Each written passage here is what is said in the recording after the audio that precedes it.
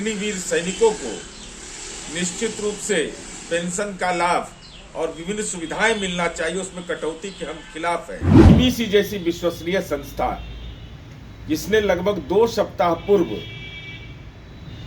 एक डॉक्यूमेंट्री जारी किया, इंडिया द मोदी क्वेश्चन, कार्यरत कर्मियों का मोबाइल तक जब्त कर लिए। बीबीसी चैनल में आयकर विभाग की छापेमारी की खबर पूरे देश में आग की तरह फैल गई।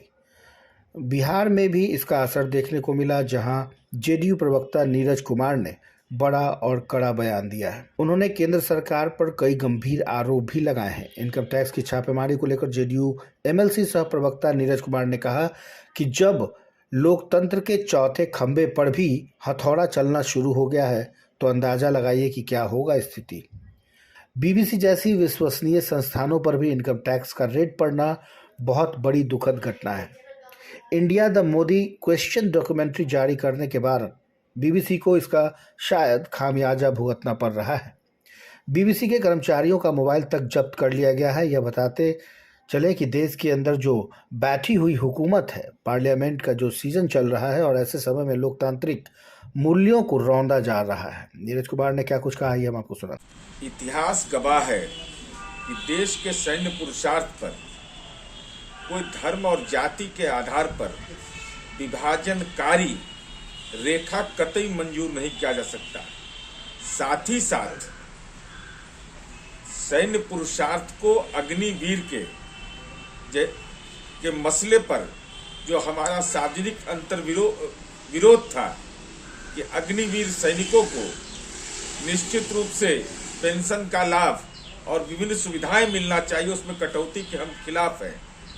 लेकिन सैन्य पुरुषार्थ पर कोई धर्म और जाति के आधार पर सवाल उठाए, न देश का संविधान इसकी इजाजत देता है और न जनता दल का संविधान इसकी इजाजत देता है।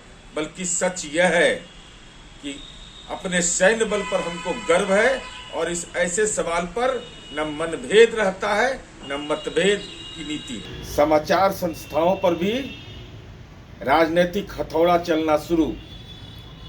बीबीसी जैसी विश्वसनीय संस्था जिसने लगभग 2 सप्ताह पूर्व एक डॉक्यूमेंट्री जारी किया, इंडिया द मोदी क्वेश्चन, उसके बाद दिल्ली और मुंबई के कार्यालय में इनकम टैक्स की छापेमारी, कार्यरत कर्मियों का मोबाइल तक जब्त करने की सूचना प्राप्त हो रही है।